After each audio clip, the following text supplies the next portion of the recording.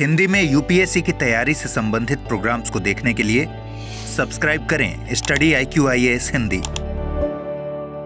तो हेलो दोस्तों, स्वागत है आप सबका स्टडी IQ में। दोस्तों, बच्चे अक्सर पूछते हैं कि सर हिंदी साहित्य लेने के लिए क्या पैरामीटर्स। हमारा बैकग्राउंड हिंदी का नहीं रहा, हमने कहानी लास्ट 11-12 में पढ़ी थी, क्या हम हिंदी साहित्य ले सकते हैं? मेरा मीडियम अंग्रेजी है, क्या मैं हिंदी साहित्य ले सकता हूं? ऐसे बहुत सारे प्रश्न आते हैं। आज के इस वीडियो में हम बहुत से मिथ को तोड़ेंगे। हम बात करेंगे उन सभी चीजों की जो लोग मन में बना लेते हैं, जो हिंदी साहित्य के साथ कतई नहीं है। ठीक है, तो हर वो व्यक्ति जो भारत का नागरिक है, यूनियन पब्लिक सर्विस कमीशन की परीक्षा देना चाहता है, जिसकी हिंदी भाषा में थोड़ी सी भी पकड़ है कि उसको लिखना आता हो, पढ़ना आता हो, समझना आता हो, कहानियां अच्छी लगती हो, कविताएं अच्छी लगती हो, मूवी देखने जाता हो, हर वो व्यक्ति हिंदी साहित्य ले सकता है। इसमें हम डिटेल से बात करेंगे। मैं बताता चलूं कि हिंदी साहित्य का जो अप्रैल बैच है उसमें एडमिशन क्लोज हो रहा है। 16 अप्रैल को एडमिशन क्लोज हो जाएगा।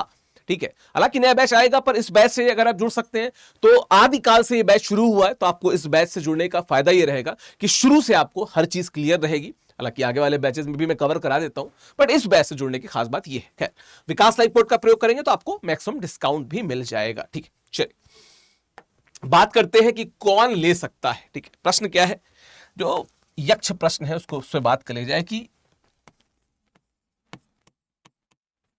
कौन ले सकता है यह वैकल्पिक विषय। यह वैकल्पिक विषय। ठीक है, कौन ले सकता है यह वैकल्पिक विषय। अगर मैं आपसे पूछूं कि आपको किसी बहुत अच्छे दिन कोई आपके पसंदीदा हीरो की मूवी दिखाने ले जाए, तो आप उससे क्या कहते हैं? अरे नहीं यार, 1 साल हो गया, आप 1 साल पहले मूवी देखी थी, अब पता नहीं कैसा रहे। चल, रील इंस्टाग्राम पे देखते हैं, रील देखते समय कोई कविता रैंडम आ गई जो बहुत अच्छी लग रही सुनने में, लेकिन आप उसको इसलिए आगे बढ़ा देते हो कि यार लास्ट कविता तो हमने 5 साल पहले पढ़ी थी। ठीक है, नहीं बढ़ाते हो ना।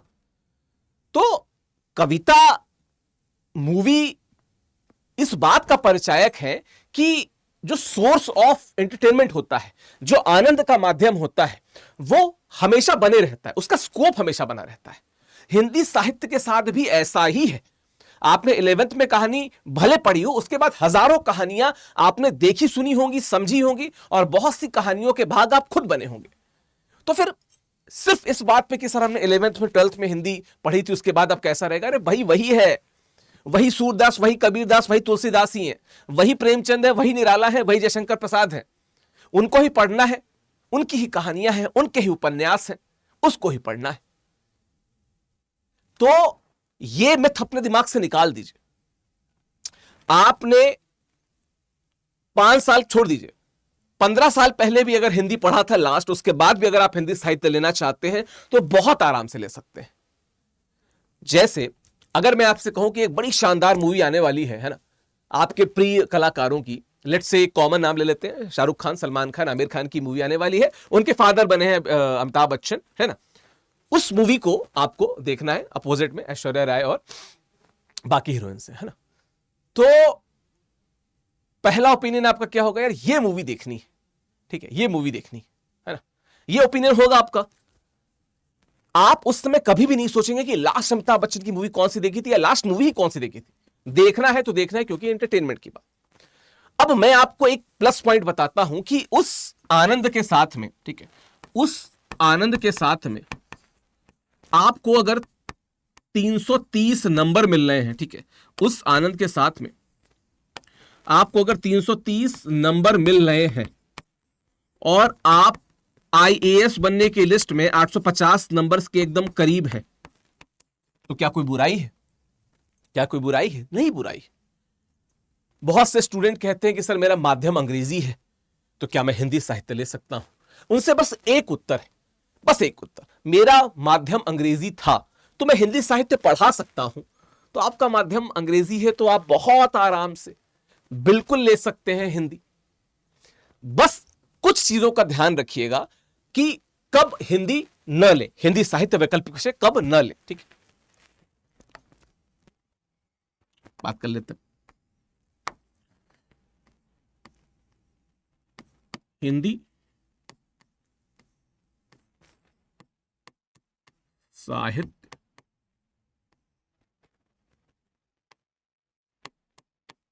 कौन न ले, हिंदी साहित्य कौन नहीं ले सकता है, इस पे एक बार बात कर लेते हैं। अगर आपको हिंदी एक ऐसी भाषा लगती है जिसको देखते ही आपके अंदर डर पैदा हो जाता है और आपने कभी उसको दूसरा मौका नहीं दिया है, तो मत लीजिए। एक बात छोटी सी इसमें और दे दूं, डिस्क्लेमर डाल दूं कि हर प्रकार के हिंदी से जुड़े हर प्रकार के डर को दूर किया जाता है। मुझे कहते हुए बड़ा अजीब लग रहा है, पर यह है। ऐसे लोग जिनको हिंदी लिखते डर लगता था, वो हिंदी माध्यम से मुख्य परीक्षा दे रहे हैं। ठीक है, तो हिंदी को देख के अगर डर लगता हो, हिंदी को देखकर डर लगता हो, वो मत ले। ठीक है, दूसरा क्या है, हिंदी की वर्तनी को बहुत गलत लिखते हो। जैसे हिंदी लिखते समय हर दूसरे शब्द में 10 गलतियां आपकी होती हैं। अगर ऐसा है तो क्या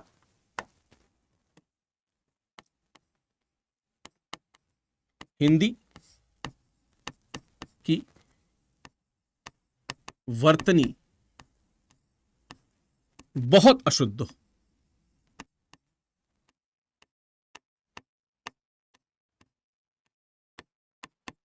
हिंदी की वर्तनी यदि बहुत अशुद्ध है, ठीक है, तो आप, ये आपका ओपिनियन बता रहा हूं, तो आप चाहे तो ना ले। पर जो स्टूडेंट्स मेरे कोर्सेज से मुझसे जुड़े रहे, वो इस बात को हमेशा एडमिट करते हैं, मुतमईन है इस बात से कि एटलीस्ट मेरी क्लासेस में उनकी हिंदी की वर्तनी ड्रास्टिकली चेंज हुई है, जो अशुद्धियां हैं वो सही हुई। तो मैं तो आपसे यही कहूंगा कि मैं हूं ही यहां पे इसलिए कि आपके डर को हटा सकूं, वो जो वर्तनी की अशुद्धियां हैं उसे हटा सकूं, उत्तर में जो आपका फ्लो है मैं उसे कम कर सकूं। ठीक है, ये भी मैं कहता हूं। ठीक, तो क्या है, हिंदी की वर्तनी बहुत अशुद्ध हो तो आप मत लीजिए, मत लीजिए। मैं आपको कह रहा हूं, मैं क्या कह रहा हूं कि मैं सही करा दूंगा, बट फिर भी आपको कह रहा हूं कि आप अगर बहुत ज्यादा मन बना चुके हैं कि बहुत दूर की बात है तो आप मत लीजिए। चलिए अगली बात, और कौन है जो नहीं ले सकता? हाँ, आप अगर हिंदी में नहीं सोच पाते,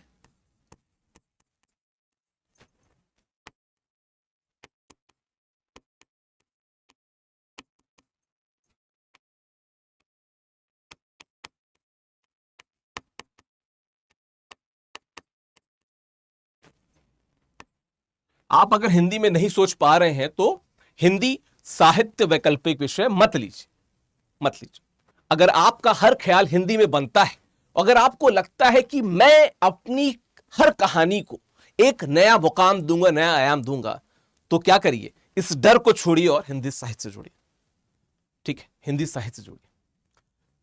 सिर्फ इस 3 कैटेगरी के लोग हिंदी साहित्य न ले, ठीक है, न ले, अदरवाइज पूरी दुनिया, समस्त ब्रह्मांड हिंदी साहित्य ले सकता है अगर आप लेना चाहते हैं। मैं आपको बताता हूं क्यों। देखो, आज मैं ना GS1, GS4 निबंध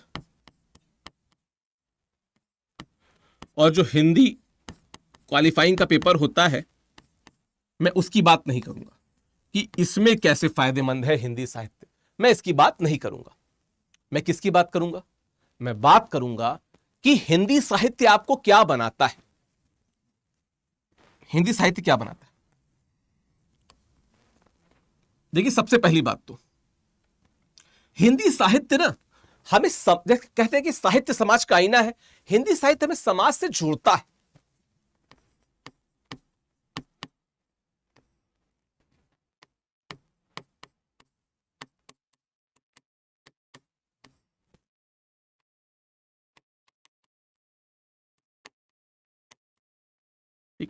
हिंदी साहित्य जो है और खासकर हिंदी हमें क्या जोड़ती है? हमें समाज से जोड़ती है। हमें पता चलता है कि समाज में क्या चल रहा है, किसके कौन से इमोशन है, कौन किस इमोशन पे कैसे रिएक्ट करेगा, हिंदी साहित्य सब बता देती है। पहली बात। दूसरी बात, समाज के प्रति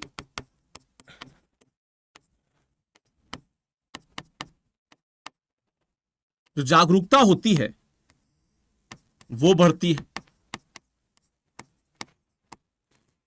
जागरूकता बढ़ने का मतलब इतने सारे काव्य प्रतिमान हैं, इतने सारे गद्य प्रतिमान हैं, इतनी सारी कहानियां हैं, उपन्यास हैं।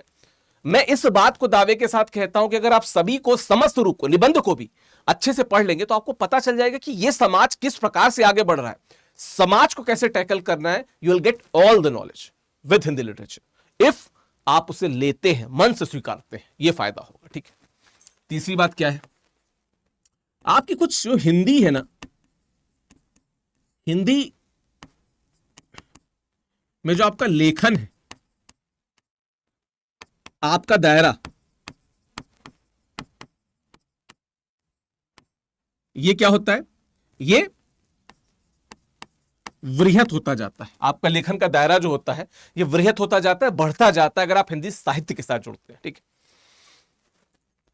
एक व्यक्ति जिसने कभी साहित्य को नहीं देखा है वो समाज को अलग तरीके से देखता है, और वो व्यक्ति जिसने साहित्य पढ़ा हुआ है, जिसने साहित्य को समझा हुआ है, वो समाज को अलग तरीके से देखता है।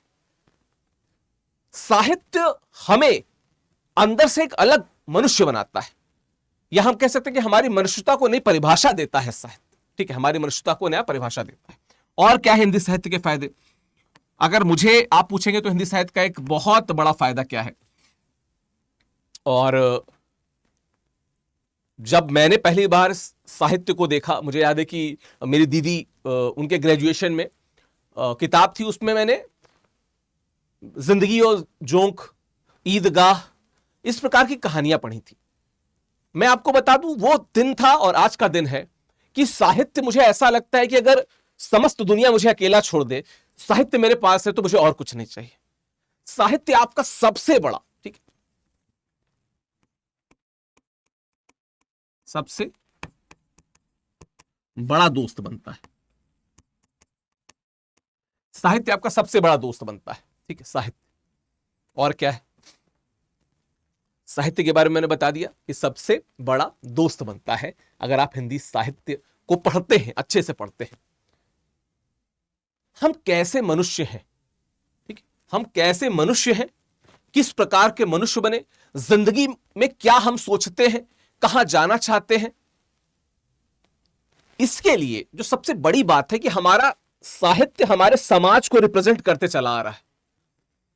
आदिकाल से लेके, सरहपा से लेके बाबूशाह कोहली तक जो हिंदी साहित्य है, सरहपा से लेके बाबूशाह कोहली तक, ठीक है ना, लुइपा से लेके कुमार अंबुज तक, ठीक, या करहपा से लेके व्योमेश शुक्ला तक, ये जो हिंदी साहित्य ने यात्रा तय की है, इस यात्रा में आपको एक चीज एकदम क्लियर होगी कि सिर्फ साहित्य की यात्रा नहीं है, ये समाज की यात्रा है। समाज ने बहुत कुछ सीखा है, समाज ने साहित्य से बहुत कुछ सीखा है, साहित्य ने समाज को बहुत कुछ दिया हुआ है। ये दोनों आपस में बिल्कुल वैसे ही है जैसे हमारे शरीर के साथ हमारी आत्मा। ठीक है, तो क्या है कि हमें इतिहास से बहुत कुछ सीखने को मिलता है जब हम साहित्य पढ़ते हैं। कैसे मिलता है मैं आपको बताता हूं। जब आप हिंदी साहित्य पढ़ेंगे तो आप आदिकाल से लेके आधुनिक काल तक का साहित्य पढ़ते हैं, आधुनिक काल तक का साहित्य पढ़ते हैं, और इस दौरान आप इस संपूर्ण समय का जो इतिहास है वो भी पढ़ते हैं, क्योंकि इतिहास ही आपको बताता है कि दरअसल साहित्य कैसे आगे बढ़ेगा। भक्ति काल के आंदोलन को पढ़ते समय बिल्कुल संभव ही नहीं है कि आप अलवार नैनार आंदोलनों को न पढ़ें। संभव ही नहीं। आप म्लेच्छमाहिनी बनाम जो द्विवेदी जी वाली डिबेट होती है, आप उसको न पढ़े, संभव ही नहीं। आप भारतेंदु हरिश्चंद्र को पढ़ते हुए, ठीक है, भारतेंदु हरिश्चंद्र को पढ़ते हुए जो मॉडरेट्स की टैक्टिक्स थी, संभव ही नहीं कि आप उसको न समझे। संभव ही नहीं। संभव ही नहीं है कि छायावाद को पढ़ते हुए आपको पता चले कि जब भारत आजादी के करीब जा रहा था, उस समय किस प्रकार से अंग्रेजों पे भी लिखा जा रहा था और बड़ा ही, जैसे कहते हैं, मारक लिखा जा रहा था। अंग्रेजों को पता ही नहीं था। कैसे? साहित्यकार। आपको पता चलेगा कि साहित्य में जो वामपंथ आया, वही भारत में वामपंथ का भी समय था। लेकिन इसके लिए आपको साहित्य पढ़ना पड़ेगा। आदिकाल से लेकर आधुनिक काल तक की जो यात्रा है, वो यात्रा सिर्फ यूं ही नहीं चली गई है। इसके लिए बहुत सारे साहित्यकारों ने, ठीक है, जैसे मैं भक्तमाल की बात करता हूं, ठीक है, मैं कालिदास हजारा की बात करता हूं, ठीक है, मैं 252 वैष्णवन की वार्ता की बात करता हूं, मैं 84 वैष्णवन की वार्ता की बात करता हूं, ठीक है, मैं उसकी बात से करते हुए मैं गार्सद तासी की बात करूं, मैं ग्रियर्सन की बात करूं, मैं मिश्र बंधु की बात करूं, मैं शुक्ल जी से लेकर डॉक्टर नगेन तक की बात करूं, इन सभी साहित्यकारों ने जो मेहनत की है साहित्य को संजोने में और साहित्य के द्वारा समाज और इतिहास को दिखाने में, निश्चित तौर पे इसका कोई कंपैरिजन नहीं है। That is why I always say कि इतिहास, साहित्य का इतिहास हमें साहित्य भी समझाता है और इतिहास भी समझाता है। मतलब एक ऐसा विषय जो आपको इतिहास भी समझाएगा और साहित्य भी समझाएगा, इतिहास भी इसमें शामिल है, ठीक है। तो वो सभी स्टूडेंट्स जो साहित्य को लेकर डरे हुए हैं कि हमारा क्या, आपका माध्यम अंग्रेजी हो, हिंदी हो, आप हिंदी साहित्य ले सकते हैं। मेरे तो परिचय में मेरे मैक्सिमम दोस्त जो सफल हुए, सबका अंग्रेजी माध्यम था। इत्तेफाक से मेरा भी था, मैंने इंटरव्यू भी दिया, नहीं हुआ। लेकिन बात यह कि हिंदी साहित्य ने मुझे वहां तक पहुंचाया, पहली बात। दूसरी बात, आपका माध्यम हिंदी है तो इससे बेहतर तो कुछ हो ही नहीं सकता है। न रिजल्ट में, न सिलेक्शंस में, किसी भी जगह पे हिंदी साहित्य का कोई कंपैरिजन नहीं। तो आपको क्या करना है, स्टडी IQ वेबसाइट पर जाके आप हिंदी साहित्य के बैच से जुड़ सकते हैं, जिसके बारे में मैंने आपको बताया था।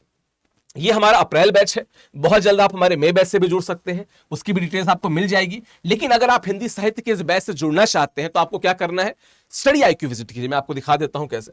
आप गूगल पे जाएंगे और आप सर्च करेंगे स्टडी IQ, ठीक है। आपने सर्च किया, जो पहला ही आ रहा है इसको आप खोलोगे, ठीक है। यहाँ पे आप देखिए, यहाँ पे UPSC ऑप्शनल लाइव दिखा रहा है, आप ऑप्शनल लाइव में जाएंगे, ठीक है। ऑप्शनल लाइव में जाके आप यहाँ पे सर्च करेंगे तो आपको यहाँ पे आपको एक मिनट, ये आपको दिख रहा है, ठीक है। यहाँ पे आप बाई नाउ पे जाके मेरा कोड लगाएंगे, ठीक है। जैसे मान लीजिए मेरा कोड क्या है, विकास लाइव है, ऐड प्रोमो कोड पे मैं गया और यहाँ पे आके मैंने कोड डाला। क्या डाला? मेरा कोड है VIKASLIVE, विकास लाइव कोड डाला और आपने यहाँ पे अप्लाई कर दिया। देखिए आपको डिस्काउंट यहाँ पे तुरंत दे दिया, प्लेटिनम के लिए भी, गोल्ड के लिए भी। तो 7,000 तक का डिस्काउंट आपको मेरे कोड लगाने से मिलेगा। तो यूज कीजिए इस अपॉर्चुनिटी को। हिंदी साहित्य से जुड़ते हैं ना यार, समाज बदलते हैं, इतिहास को समझते हैं और इतिहास के आधार पर नया समाज रचते हैं। समाज बहुत कुछ हमको सिखाता है, बशर्ते हमें सीखने का जुनून हो, ठीक है। तो अगर सीखने का जुनून नहीं तो कोई बात ही नहीं है। लेकिन अगर आप हिंदी को बेहतर करना चाहते हैं, एक अपने व्यक्तित्व को बेहतर करना चाहते हैं, अच्छे नंबर लाना चाहते हैं, भाई IAS बनना चाहते हैं, हिंदी साहित्य से जुड़ सकते हैं। डिटेल्स आपको नीचे में मिल जाएंगी। डिटेल्स मैंने यहां पे भी आपको बता दी, बाकी अप्रैल बैच के बारे में बता दिया। Thank you so very much जुड़ने के लिए। आपका दिन शुभ हो। All the very best. Hindi में UPSC की तैयारी से संबंधित प्रोग्राम्स को देखने के लिए सब्सक्राइब करें स्टडी IQ IAS हिंदी।